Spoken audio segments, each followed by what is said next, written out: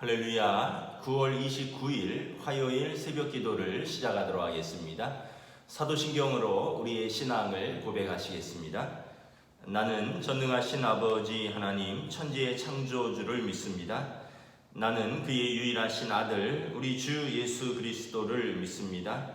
그는 성령으로 잉태되어 동정녀 마리아에게서 나시고 본디오 빌라도에게 고난을 받아 십자가에 못 박혀 죽으시고 장사된 지 사흘 만에 죽은 자 가운데서 다시 살아나셨으며 하늘에 오르시어 전능하신 아버지 하나님 우편에 앉아 계시다가 거기로부터 살아있는 자와 죽은 자를 심판하러 오십니다. 나는 성령을 믿으며 거룩한 공교회와 성도의 교제와 죄를 용서받는 것과 몸의 부활과 영생을 믿습니다. 아멘. 찬송가 212장 찬양하시겠습니다. 찬송가 212장입니다.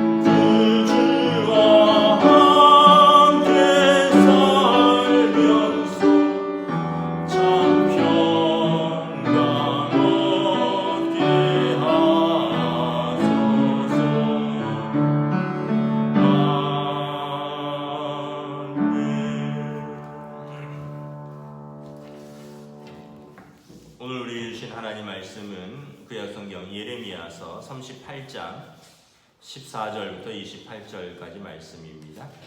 예레미야서 38장 14절에서 28절까지 말씀입니다. 다 찾으신 줄 알고 저와 여러분들이 한 절씩 교도하도록 하겠습니다. 예레미야 38장 14절에서 28절까지 말씀입니다. 시드기야 왕이 사람을 보내어 선지자 예레미야를 여호와의 성전 셋째 문으로 데려오게 하고 왕이 예레미야에게 이르되 내가 네게 한 가지 일을 물으리니 한마디도 내게 숨기지 말라. 예레미야가 시드기야에게 이르되 내가 이 일을 왕에게 아시게 하여도 왕이 결코 나를 죽이지 아니하시리이까 가령 내가 왕을 권한다 할지라도 왕이 듣지 아니하시리이다. 시드기야 왕이 비밀이 예레미야에게 맹세하여 이르되 우리가 이 영혼을 지으신 여호와께서 살아계심을 두고 맹세하노니 내가 너를 죽이지도 아니하겠으며 내 생명을 찾는 그 사람들의 손에 넘기지도 아니하리라 하는지라. 예레미야가 시드기야에게 이르되 만군의 하나님이신 이스라엘의 하나님 여호와께서 이와 같이 말씀하시되 내가 만일 바벨론 왕의 고관들에게 항복하면 내 생명이 살겠고 이 성이 불사름을 당하지 아니하겠고 너와 내 가족이 살려니와 내가 만일 나가서 바벨론의 왕의 고관들에게 항복하지 아니하면 이 성이 갈대아인의 손에 넘어가리니 그들이 이 성을 불사를 것이며 너는 그들의 손에서 벗어나지 못하리라 하셨나이다. 시드기야 왕이 예레미야에게 이르되 나는 갈대아인에게 항복한 유다인들을 두려워하노라. 염려하건대 갈대아인이 나를 그들의 손에 넘기면 그들이 나를 조롱할까 하노라 하는지라. 예레미야가 이르되 그 무리가 왕을 그들에게 넘기지 아니하리이다. 원하옵나니 내가 왕에게 아뢰는 여호와의 목소리에 순종하소서. 그리하면 왕이 복을 받아 생명을 보존하시리이다. 그러나 만일 항복하기를 거절하시면 여호와께서 내게 보이신 말씀대로 되리라. 보라, 곧 유다 왕궁에 남아있는 모든 여자가 바벨론 왕의 고관들에게 끌려갈 것이요 그 여자들은 내게 말하기를 내 친구들이 너를 꾀어 이기고 내 발이 진흙에 빠짐을 보고 물러갔도다 하도다. 내 아내들과 자녀는 갈대아인들에게 끌려가겠고 너는 그들의 손에서 벗어나지 못하고 바벨론 왕의 손에 잡히리라. 또 내가 이 성읍으로 불사름을 당하게 하리라 하셨나이다. 시드기야가 예레미야에게 이르되 너는 이 말을 어느 사람에게도 알리지 말라. 그러하면 내가 죽지 아니하리라. 만일 고관들이 내가 너와 말하였다 함을 듣고 와서 내게 말하기를 내가 왕에게 말씀한 것을 우리에게 전하라. 우리에게 숨기지 말라. 그리하면 우리가 너를 죽이지 아니하리라. 또 왕이 내게 말씀한 것을 전하라 하거든 그들에게 대답하되 내가 왕 앞에 간구하기를 나를 요나단의 집으로 되돌려 보내지 마소서. 그리하면 거기서 죽지 않게 하옵소서 하였다 하라 하니라. 모든 고관이 예레미야에게 와서 물으매 그가 왕이 명령한 모든 말대로 대답하였으므로 일이 탈로 되지 아니하였고 그들은 그와 더불어 말하기를 그쳤더라. 예레미야가 예루살렘이 함락되는 날까지 감옥들에 머물렀더라. 아멘. 할렐루야. 오늘도 새날이 밝았습니다. 하나님께서 또 우리들의 삶 속에 은혜와 평강으로 함께하여 주시기를 축복합니다. 아마 오늘 저녁부터나 내일 아침부터는 또 이동들이 시작되겠죠. 민족의 이동들이 시작되겠죠. 여러분 또 안전하게 잘 다녀오시고 또 즐겁고 복된 명절 되시기를 축복합니다. 오늘 말씀은 믿음에는 용기가 필요하다라는 제목으로 말씀을 전하도록 하겠습니다. 용기가 없으면 믿음을 지킬 수가 없는 것이죠. 시드기야는 지금 두려움 가운데 한편으로는 선지자 예레미야의 말을 듣고 싶었고 또 한편으로는 신하들의 눈치가 보였습니다. 그래서 지금 갈팡질팡하고 있는 시드기야를 볼 수 있습니다. 오늘 14절에 보면 시드기야가 예레미야 선지자를 여호와의 성전 셋째 문으로 은밀히 부릅니다. 셋째 문은 왕궁에서 성전으로 바로 통하는 그런 왕만 다니는 그런 어떤 비밀문 같은 곳이죠. 예레미야를 비밀리에 다른 사람들이 모르게 부른 것은 이제 예레미야에게 조용히 듣고 싶은 것이 있는 것입니다. 신하들 모르게. 15절에 보면 예레미야가 시드기야가 네가 하나님의 말씀을 나에게 가감없이 전하라 하니까 예레미야가 두 가지 이유를 들어서 난색을 표합니다. 첫째는 이 말을 들으면 왕이 나를 죽이지 않겠습니까? 두 번째는 왕이 들어도 왕이 듣지 아니하시면 이게 무슨 소용이 있겠습니까? 시드기야는 이미 계속해서 하나님의 뜻은 항복이다 라고 이야기를 했는데 이미 그 왕은 자존심이 있고 또 왕의 신하들 중에 강경파가 있었죠. 애국을 의지하고 바벨론과 싸워야 된다라고 하는 그런 강경파와 또 왕은 이 대권을 정통으로 물려받은 왕이 아닙니다. 요시야 아들 엘리야김이 왕이 되었고 엘리야김이 이제 바벨론과의 전투에서 전사하고 그의 아들 여호야긴이 왕이 됩니다.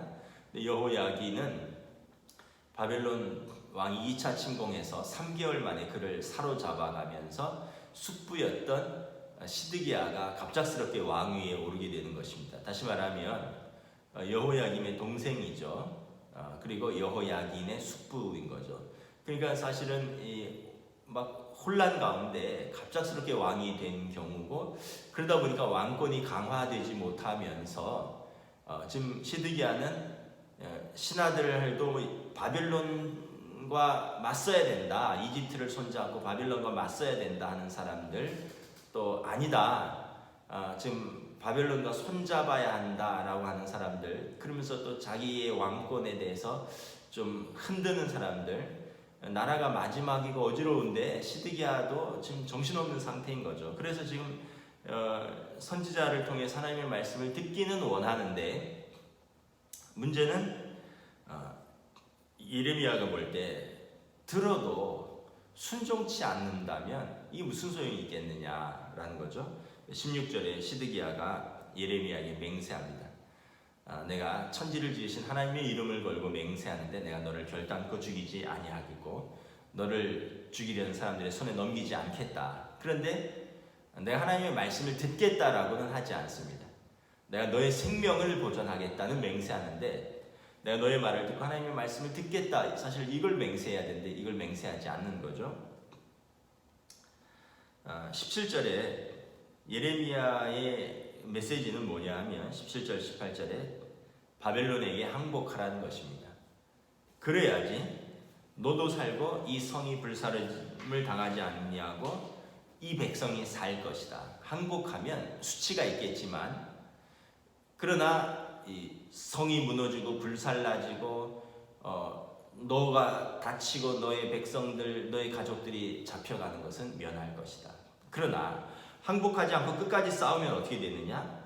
그러면 결국 바벨론 사람들, 갈대아인들이 힘이 됐어, 더 센데 성은 무너지고 불사를 것이고 너는 그들의 손에 잡혀갈 것이고, 그리고 온 그 백성의 시체가 산처럼 쌓일 것입니다. 왜냐하면 이제 전쟁이 되는 거니까. 그러니까 지금 포위되어 있는데 항복하라, 하나님의 뜻이다라는 것입니다. 19절에 보면 시드기야 왕이 이렇게 얘기를 합니다. 내가 항복하면 혹시 바벨론 사람들이 항복한 나를 나의 적대적인 유대인들에게 넘기면 어떻게 되겠느냐. 그러니까 이 시드기야가 왕권이 강화되지 않았다 그랬죠. 이 혼란스러운 때에 갑작스럽게 왕이 되면서 아마 그 왕권의 그 정통성에 대해서 의문을 제기하는 신하들, 또 시드기야를 왕으로 세우면서 또 공신들이 있을 거 아닙니까? 시드기야를 왕으로 세운 사람들의 또 입김, 그러면서 그 정작 시드기야가 염려하는 것은 백성의 안위가 아니라 자기의 안위인 거죠. 이 바벨론 왕이 그 나를 반대했던 사람들에게, 유대인들인데 넘겨버리면 나는 어떻게 되겠느냐라는 거죠. 예레미야 참 답답한 거죠. 자기가 조롱당할까봐 19절에 보면 그들이 나를 그 유대인들의 손에 넘기면 그들이 나를 조롱할까 하노라. 예레미야가 보면 참 답답한 거죠. 하나님께서 왕을 그들의 손에 넘기도록 하지 않을 것입니다. 왕은 하나님의 명령에 순종하소서. 지금 항복하고 그래서 나라와 백성을 지키라는 것입니다. 그리하면 왕이 복을 받아 생명을 보존하시리라. 생명을 보존할 것입니다. 우리가 이제 얼핏 보면 그 예레미야가 어떻게 보면 반역자 같습니다. 우리 그냥 일반적인 정서로 생각하면, 아니 나라를 항복하고 넘겨주라는 얘기잖아요. 그러면 너도 살고 어떻게 보면 전쟁은 일어나지 않겠는데, 그러나 그 다른 나라의 속국이 되는 것이고 엄청난 세금과 또 그 어떤 속국의 그 수치와 두려움 속에서 살아야 되는데, 예레미야가 어떻게 보면 좀 반역자 같지 않느냐, 맞서서 싸우자, 이런 사람들이 애국자 같지 않느냐, 이렇게 생각을 할 수도 있습니다. 그런데 이 국제 정세를 잘 살펴봐야 되는 거죠. 지금 최강대국은 바벨론입니다. 애굽을 전쟁에서 애굽을 쇠퇴 철수시킨 나라가 바벨론입니다. 근데 아직도 많은 사람들은 애굽을 붙들고 바벨론과 싸우자는 거죠. 제가 어제 그 조선시대 병자호란 이야기를 잠깐 했었는데, 제가 그 인물들이 누군가를 좀 찾아봤었습니다. 최명길입니다. 최명길. 예레미야처럼 항복하자라고 하는 대신은 최명길이었습니다. 문장에 아주 능통한 대신이었는데, 자기가 항복 문서를 쓰겠다, 항복합시다. 근데 이제 김상원 같은 무신들은 최명길이 항복 문서를 쓰면 찢어버렸습니다. 어떻게 나라를 오랑캐에게 넘기느냐. 후금이었죠. 원래는 후금이 정묘년에 난을 일으켰습니다. 정묘호란이죠. 그러다가 후금이 이제 잠시 물러갔다가 이제 청으로 국호를 바꾸고 이제 병자년에 다시 쳐들어온 것입니다. 정묘년의 난을 보면서 최명길이 생각을 한 것입니다. 명이 저물었구나. 이제 후금이 더 세구나. 그렇다면 왕에게, 인조에게 후금을 자극하지 말라. 후금은 지금 명을과 전쟁을 하려는 것이다. 우리가 후금을 자극하지 말고, 어떻게 보면 명도 버릴 수 없지만 명은 아버지의 나라니까 후금은 형님의 나라로 섬기자. 그냥 이것이 어떻게 보면 종묘사직을 보존하고 나라와 백성을 보존하는 길입니다. 그런데 이제 많은 신하들은 척합하죠. 무슨 얘기냐, 우리가 어떻게 명을 버릴 수 있느냐, 후금과 싸워야 된다. 그리고는 정작 대비는 못한 것이죠.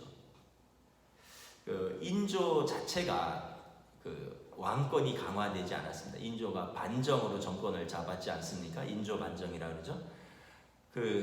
광해군을 몰아내고 이제 서인을 중심으로 반정의 공신들이 있었습니다. 이 사람들이 인조를 왕으로 옹립한 것입니다. 그러다 보니까 인조도 이 반정 공신들, 서인들의 입김에서 자유로울 수 없었습니다. 그러니까 지금 조선 시대의 그 병자호란 때 그때나 유다의 시드기야 왕 때나 비슷한 겁니다. 왕권은 약화돼 있고 왕에게 입김을 강하게 넣는 신하들이 있는 거죠. 아까 시드기야가 갑작스럽게 왕이 되고 시드기야를 왕으로 옹립한 세력이 있고 왕을 반대한 세력이 있듯이, 인조가 왕이 되었을 때도 인조가 반정으로 정권을 잡았기 때문에 인조를 왕으로 옹립한 반정의 공신들, 서인들의 중심이 있었고 그들의 반대파들이 있었고, 그런데 국제정세는 읽지 못하고 무조건 명을 붙들고 싸워야 된다고 하는 사람들과 최명길처럼 이 정세 속에서 지금은 청과 화친을 해야 될 때다. 싸우면 안 된다. 지금 나라 밖에는 지금 뭐 한양을 제외하고는 성들이 다 무너지면서 밖에서 이 청나라 때문에 백성들의 시체가 산처럼 쌓이고 있는데, 왕은 계속해서 뭐 이러지도 못하고 저러지도 못하고 하다가 그냥 강화도로 피신 갈 시간도 놓치고 남한산성으로 피신 가서 거기서 이러지도 못하고 저러지도 못하고 있는데, 지금 밖에는 백성들의 시체가 산처럼 쌓여가고 있다. 빨리 왕이 항복을 하셔야 된다. 항복 문서는 내가 쓰겠다. 근데 신하들은 또 그 항복 문서를 찢고 뭐 하여튼 그렇게 되는 그런 상황입니다. 그 최명길이 반역이 아니라 국제 정세를 냉철하게 판단한 거죠. 항복을 해야지 왕도 종묘사직을 보존하는 거고 백성도 사는 길입니다. 지금 예레미야가 그 얘기를 하는 겁니다. 지금 바벨론에게 항복하면 왕도 살고 백성들도 사는 길입니다. 근데 끝까지 싸우면 이 성은 언젠가는 반드시 무너질 것이고 왕도 비참하게 포로로 잡혀갈 것이고 백성들의 시체는 산처럼 쌓일 것인데 왕이 그것을 그대로 감당하겠느냐라는 것입니다. 그래서 결국 어떤 결정을 내립니까? 예레미야가 그렇게 말을 했지만 시드기야 왕은 항복을 거절합니다. 왕이 항복을 거절하면 어떻게 되느냐? 21절에 이제 왕의 어리석은 결정을 한 왕을 왕궁의 여인들이 비웃을 것입니다. 22절에 보면 유다 왕궁에 남아있는 여자들이 바벨론 왕의 고관들에게 끌려가면서 이렇게 말할 것입니다. 그러니까 왕의 후궁들입니다. 왕을 섬겼던 여인들이 이제는 왕의 여인이 아니라 바벨론의 신하들의 여인들이 되는 거죠. 끌려가면서 왕을 비웃을 것입니다. 내 친구들이 너를 꿰어서 이겼다. 그러니까 왕 옆에 그 고관들 중에 어리석은 사람들만 가득 차 있었다는 거죠. 진짜 충신들은 없었다는 것입니다. 내 발이 진흙에 빠짐을 보고 물러갔도다. 친구가 진흙에 빠졌는데 물러갔다는 거죠. 결정적일 때 그들은 시드기야를 버렸다는 것입니다. 그러니까 지금 왕 옆에 있는 신하들은 믿을 만한 사람들도 못하고 충성되지도 않았다는 것입니다. 그 사람들 믿고 있다가 지금 나라는 망했고 우리도 이렇게 포로로 끌려간다는 것입니다. 23절에 보면 내 가족들, 내 아내들, 내 자녀들도 다 포로로 잡혀가겠고 너도 그들의 손에서 벗어나지 못하고 이 성은 불사름을 당하게 되고 완전히 무너지게 될 것이다. 실제로 예루살렘 성이 무너지고 시드기야는 두 눈이 뽑히고 두 손이 쇠사슬에 그리고 두 발이 쇠고랑에 묶인 채로 포로로 비참하게 바벨론으로 끌려가게 되는 것입니다. 지금 시드기야는 포로로 항복했을 경우 항복하지 않았을 경우에 대해서 다 말씀을 하는 거죠. 시드기야가 24절에 보면 알았다. 내가 잘 들었다. 근데 이 말은 비밀이라는 거죠. 절대로 누구에게도 알리지 말아라. 25절에 보면 만일 고관들이 너가 왕에게 무슨 말을 했느냐라고 물을 수도 있다라는 거죠. 은밀히 불러서. 그러니까 지금 나라에는 막 스파이들이 드글드글 거리는 거예요. 왕이 불러서 왕에게 또 무슨 말을 했느냐라고 묻고 또 왕을 추궁할 수도 있고 지금 나라 꼴이 말이 아닌 거죠. 지금 믿을 만한 신하도 없고 왕도 신하를 못 믿고 지금 그런 상황이라는 거죠. 그러면서 만약에 이제 신하들이 시드기야에게 예레미야를 따로 불러서 왕에게 무슨 말을 했느냐 물으면 대답할 변명까지 알려줍니다. 26절에 보면 나를 요나단의 집으로 되돌려 보내지 마소서 거기서 죽지 않게 하소서 그거 탄원하려고 내가 왕을 만났다 이렇게 이야기하라는 것입니다. 요나단의 집은 예레미야가 잡혀 있었던 그 감옥입니다. 다시 그곳으로 나를 보내지 마소서 이렇게 예레미야가 자기 생명을 구걸하러 왕을 만났다. 그냥 이렇게 하면 그들도 더 이상 얘기는 안 할 것이다. 결국은 이제 어떻게 됐느냐 28절에 보면 예레미야는 예루살렘이 함락되는 날까지 감옥들에 머물렀더라. 예레미야의 말을 시드기야가 듣지 않습니다. 그리고 주변에 예레미야를 거짓 선지자로 몰아서 죽이려고 하는 사람들 때문에 결국은 이제 정치범으로 감옥에 잡혀 있다가 참 아이러니하게도 바벨론이 침공하면서 예레미야가 노임을 받게 되고 애국으로 피신하게 됩니다. 그러니까 자기 백성의 손에는 나라가 망할 때까지 잡히는 것이고 다른 나라 사람들이 쳐들어올 때 그 예레미야는 노임을 받게 되는 거죠. 우리가 이걸 보면서 이것은 단순한 어떤 이스라엘의 역사만이 아니라 아까도 우리 역사도 말했잖아요. 아까 그 항복하라고 했던 이 최명길은 이제 또 결국은 나중에 청나라에 이제 소환됩니다. 그래서 아주 고문을 당하고 그곳에서 감옥에 오랫동안 있다가 나중에 60이 넘어서 조선으로 돌아와서 아무도 그를 찾는 사람 없이 외롭게 병들어 죽게 되는 거죠.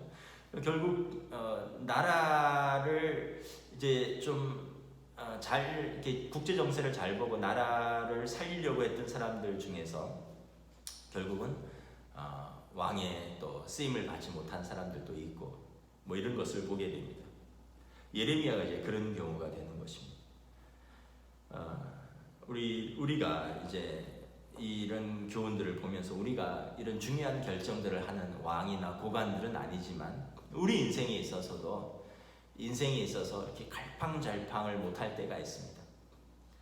이렇게 해야 될 것 같기도 하고 저렇게 해야 될 것 같기도 하고 막 상황이 어떤지 잘 모르겠고 그런 상황에서 어떤 사람들은 이게 옳다, 어떤 사람들은 저게 옳다 막 그러잖아요. 그럼 우리가 무엇을 들어야 되느냐? 사실 시드기야 왕이 처음에 선택은 잘했습니다. 예레미야를 부른 것은 잘한 것입니다. 예레미야를 통해서 하나님의 말씀을 들은 것은 잘한 것입니다. 그런데 들었지 믿지를 못했습니다. 또 믿었을지라도 순종할 수 있는 용기가 없었던 것입니다.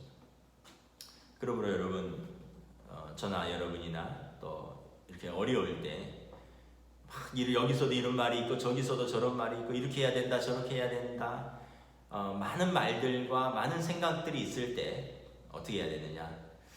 여러분, 하나님 앞에 나아가야 됩니다. 하나님 앞에 기도해야 됩니다. 우리의 사정을 가장 잘 아시는 분, 우리를 가장 잘 아시는 분, 역사를 다스리시고 주관하시는 그 하나님 앞에 나와서 고요히 엎드려야 됩니다. 그리고 하나님의 말씀을 읽고 말씀을 묵상하고 하나님 앞에서 기도하면서 하나님의 말씀에 순종해야 됩니다. 그런데 이제 중요한 것은 시드기야처럼 들었는데 결국 순종하지 못한다면 이것은 별 의미가 없는 것입니다. 여러분, 하나님의 앞에 나와서 내 생각은 다 내려놓으십시오. 시드기야 생각은 뭐냐 하면 이집트 믿고 싸우고도 싶고요. 항복해서 예레미야 말을 듣고도 싶고, 근데 항복했을 때 자기를 반대했던 신하들한테 조롱받고 무시당하는 그것도 어렵고. 여러분, 그런 것은 중요한 것이 아니에요. 정작 중요한 것은 무엇입니까? 백성이 살 수 있느냐라는 거죠. 왕은 백성이 사느냐라는 겁니다. 자기 명분, 자기 명예 지키려고 백성은 전쟁 속에서 굶어 죽어가고 칼에 죽어가고 백성들이 시체가 산처럼 쌓여가는데 나는 어떻게 내 자리를 지킬까? 내 목숨을 지킬까? 나는 어떻게 저 사람들에게 조롱받지 않을까? 그거 하느라고 시간 끌다가 결국은 자기도 못 지키고 백성도 못 지키고 나라도 못 지키는 것입니다. 우리도 마찬가지입니다. 우리 삶에서 다른 사람들은 어떻게 생각할까? 이런 것은 별로 중요하지 않습니다. 위기에 다른 사람들의 의견, 다른 사람들의 생각, 다른 사람들의 시선이 중요한 것이 아니라 진짜 위기에는 나와 내 가족이 어떻게 살아가느냐가 중요한 것입니다. 그러면 하나님 앞에 서야 되는 것입니다. 하나님 앞에서 하나님의 음성에 귀 기울여야 되고 하나님의 말씀에 순종해야 되는 것입니다. 하나님의 말씀을 붙들고 살아야 되는 것입니다. 저와 여러분들이 요즘 또 어려운 시대잖아요. 또 요즘 얼마나 뉴스가 많습니까? 뉴스가 너무 많아서 저는 좀 그렇게 권하고 싶어요. 뉴스 좀 보지 말자 이런 말씀을 드리고 싶어요. 진짜 뉴스를 보면 마음이 답답하고요. 가짜 뉴스 때문에 마음이 어지럽고 좀 그냥 뉴스 때문에 마음이 어지럽고 답답합니다. 이 진짜든 가짜든 간에. 그리고 진짜와 가짜를 분별할 수도 없는 이런 시대입니다.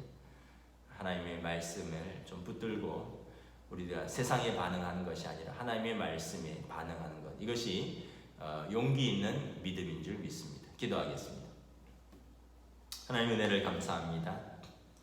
시드기야 왕이 마지막 때에 예레미야에게 하나님의 말씀을 묻기도 하였으나 듣기도 하였으나 그는 결국 용기가 없어서 순종하지 못하였고 결국 자신도 가족도 백성도 나라도 지키지 못한 무능한 왕, 자기 때의 나라가 멸망한 왕이 되었습니다.